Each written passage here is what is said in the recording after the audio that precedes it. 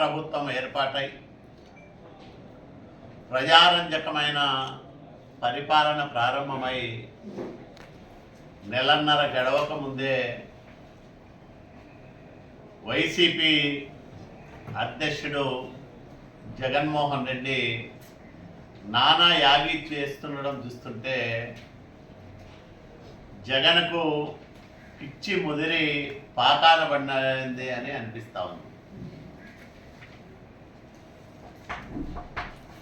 జనం ఇచ్చిన షాక్ నుంచి కోలుకోలేని తేరుకోలేని జగన్మోహన్ రెడ్డి ప్రభుత్వం పైన అవాండాలు వేస్తూ ఉన్నాడు. శాంతి భద్రతల సమస్య ఉందని ఒక అసత్య ప్రచారాన్ని జనంలోకి బలంగా తీసుకెళ్లే కుట్రలకు తెరదీశాడు. నేను ఒకటే అడుగుతా ఉన్నా, జగన్మోహన్ రెడ్డి పరిపాలనలో వందల మంది టీడీపీ నాయకులను, ప్రజలను, మేధావులను, ముఖ్యంగా దళితులను, మైనార్టీలను, బీసీలను వైసీపీ గుండాలు ఊచకోత కోశారు. ఏ ఒక్కరోజైనా శాంతి భద్రతల గురించి ముఖ్యమంత్రి హోదాలో జగన్మోహన్ రెడ్డి మాట్లాడా అని నేను అడుగుతా ఉన్నా. దళిత మేధావి డాక్టర్ సుధాకర్ని జగన్ ప్రభుత్వం బలి తీసుకుంది అన్నాడు. మరి ఎందుకు స్పందించలేదు? ఒక చంద్రయ్య దారుణ హత్య కానీ, నందం సుబ్బయ్య దారుణ హత్య కానీ, అంటే బీసీలను అతి కిరాతకంగా వైసీపీ గుండాలు హత్య చేస్తే ముఖ్యమంత్రి హోదాలో ఒక్కటంటే ఒక్క రోజైనా కనీసం స్పందించలేదు. మరి ఈరోజు రషీద్ హత్యను రాజకీయ ప్రయోజనాల కోసం వాడుకోవాలని చూస్తూ ఉన్నాడు జగన్మోహన్ రెడ్డి. రషీద్ హత్యకు తెలుగుదేశం పార్టీకి ఏమన్నా సంబంధం ఉందా? రషీద్, జిలాను అనే ఇద్దరు మైనార్టీ తెగలకు సంబంధించిన వ్యక్తులు ఒకే వ్యక్తి నాయకత్వంలో పనిచేశారు. వైసీపీ నాయకులుగా చలామణి అయ్యారు. గత ఏడాది ఏకాదశి నాడే ఇద్దరు గొడవపడ్డారు. అప్పట్లో ఆ ఇద్దరి మధ్య అక్కడుండే ఎమ్మెల్యే బొల్లా బ్రహ్మనాయుడు సఖ్యత కుదిర్చి ఉంటే, రాజీ చేసి ఉంటే ఈ హత్య జరిగేదే కాదు.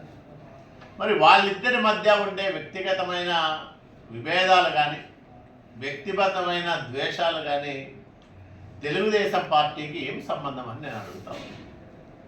ప్రభుత్వానికి ఏమిటి సంబంధం అని నేను అడుగుతాను.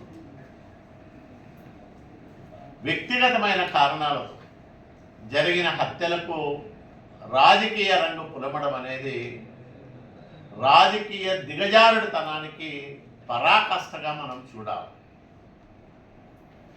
నిన్న తాడేపల్లిలో బయలుదేరినప్పటి నుంచి ప్రతి క్షణము, ప్రతి అడుగు ప్రచారం కోసం ఉపయోగించుకున్న విధానం చూస్తే రషీదు కుటుంబాన్ని పరామర్శించడానికి వెళ్ళినట్టు లేదు. ప్రచారం చేసుకోవడానికే తన పర్యటనను జగన్మోహన్ రెడ్డి ఉపయోగించుకున్నాడు అనేది చాలా స్పష్టంగా మనకు అర్థమవుతుంది. అక్కడికి వెళ్ళి నెలన్నర కిందట ఏర్పాటైన ప్రభుత్వాన్ని దించేసి రాష్ట్రపతి పరిపాలన విధించాలని డిమాండ్ చేస్తాను. అసలు నీకు బుద్ధి ఉందా జగన్మోహన్ రెడ్డి అని నేను అడుగుతా ఉన్నా. ఇంకా నిన్న లేక మొన్న ప్రభుత్వం ఏర్పాటైతే నెలన్నర కూడా నువ్వు ఓపిక పెట్టలేవా? నిన్ను 11 సీట్లకే పరిమితం చేశారు ప్రజలు. అంటే నీ 5 ఏళ్ల పరిపాలనకు ప్రజలిచ్చిన తిరుగులేని తీర్పు అది. నువ్వు పరిపాలనకు చేతగాని ఒక అసమర్థుడివి, ఒక దుర్మార్గుడివి, ఒక నియంతవి. నిన్ను మళ్ళీ మళ్ళీ ఆదరించే సమస్య లేదు, నువ్వు దిగిపో జగన్ అని గట్టిగా నినదించి తెలుగు ప్రజలు ఏకపక్షంగా చంద్రబాబు నాయుడు గారి నాయకత్వాన్ని సమర్థించిన విధానం మొన్నటి ఎన్నికల్లో చూశాం. మరి ఈరోజు ప్రతిపక్ష హోదా కూడా లేని జగన్మోహన్ రెడ్డి అంది వచ్చిన అవకాశాన్ని అసెంబ్లీలో ఉపయోగించుకోకుండా, ప్రజా సమస్యల గురించి మాట్లాడుకోకుండా, వ్యవసాయ సీజన్ ప్రారంభమైంది, రైతుల సమస్యలు మాట్లాడచ్చు, ఇవన్నీ ఏమీ మాట్లాడుకోకుండా 24వ తేదీ ఢిల్లీకి పోతాడంట. ఇతను పోతాడంట, వాళ్ళ ఎమ్మెల్యేలను పిలిచిపోతాడంట, వాళ్ళ ఎమ్మెల్సీలను పిలిచిపోతాడు. ఒకవైపు అసెంబ్లీ జరిగే సమయంలో నువ్వు ఢిల్లీలో ధర్నా పెట్టుకున్నావంటేనే నీకు ప్రజా సమస్యలపైన చిత్తశుద్ధి లేదు, నిన్ను ఎన్నుకున్న పులివెందుల ప్రజలపైన కూడా నీకు బాధ్యత లేదు అనే విషయం స్పష్టంగా అర్థమవుతుంది. నువ్వు ఒక పార్టీ అధ్యక్షుడిగా రాష్ట్రంలో ఉండే సమస్యల గురించి మాట్లాడచ్చు, అట్లాగే పులివెందుల ఎమ్మెల్యేగా పులివెందుల నియోజకవర్గంలో ఏమైనా సమస్యలు ఉంటే మాట్లాడచ్చు. ప్రజా సమస్యలు చర్చించడానికి ఒక అత్యద్భుతమైన వేదిక అసెంబ్లీ. అట్లాంటి వేదికను నువ్వు ఉపయోగించుకోకుండా పారిపోతున్నావంటే ప్రజాస్వామ్యం పైన నీకు అసలు నమ్మకం లేదు జగన్మోహన్ రెడ్డి. ప్రజాస్వామ్య విలువల పైన నీకు ఏమాత్రమో ఆసక్తి లేదు. శాసనసభ అంటే నీకు బాధ్యత లేదు, బాధ్యత లేదు లేదు కాబట్టే నువ్వు శాసనసభ జరిగేటప్పుడు ఢిల్లీలో ధర్నా పెట్టుకోవాలని ప్రకటించావు. ఇది తెలుగు ప్రజలను అవమానించడం తప్ప మరొకటి కాదు. ఖచ్చితంగా